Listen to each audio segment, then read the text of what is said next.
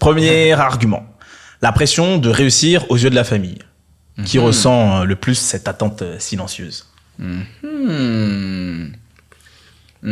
j'aurais dit l'entrepreneur. Hein. Pourquoi? Qui a plus cette pression-là de réussir aux yeux de la famille, parce que forcément, il y a des sacrifices qui sont peut-être un peu plus importants que dans le salariat, qui impactent justement l'entourage. Donc, il y a un peu cette pression-là de dire, faut pas que je déçoive mes proches, faut que je réussisse. Donc, j'aurais dit l'entrepreneur. Ok. Et toi, qu'est-ce que t'en penses? Moi, j'aurais dit les deux. Ok. Il n'y a pas de ça dépend. On a dit pas les deux. Ah, dis pas les deux. Le salariat. Non, mais en fait, je ressentais ça même avant, en fait. Donc, Ah ouais? Ouais. Ok. Pourquoi? Développe. Ouais. Parce que moi, je suis la dernière. Ok. Du coup, tu as envie, de bien réussir et d'être la fierté de la famille.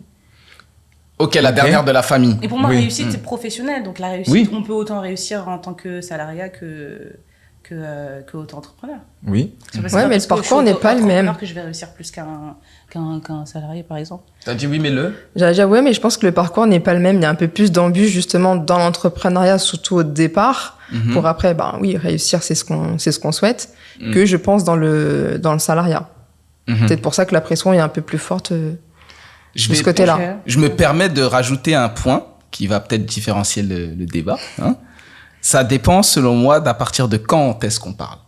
Ouais. Est-ce qu'on parle parce que le salariat, le salariat comme l'entrepreneuriat, il y a une personne à ma table depuis longtemps. Lui, c'est l'entrepreneuriat. Il a fait des études. Vas-y, je fais parce que vas-y, il faut faire des études.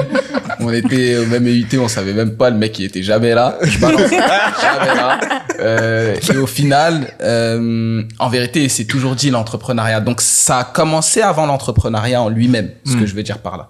Si je prends le salarié, c'est un parcours qui est inculqué peut-être un peu plus tôt dans le processus. Parce que, c'est un peu ce qu'on appelle souvent la voie royale. Il faut faire des études, il faut avoir un taf, un CDI, un machin, etc.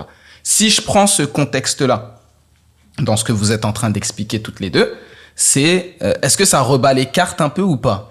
Ouais, justement, j'ai envie de dire, vu que, entre guillemets, le salarié, comme tu dis, ça a été inculqué depuis tôt, la personne qui décide de sortir de ce schéma-là a un peu plus de choses à prouver, tu vois. Oui, j'entends. Donc, c'est dans ce sens-là où c'est justement, ça permet d'aller dans la bascule, on dit, il y a un peu plus de choses à prouver, donc il y a plus de comment dire.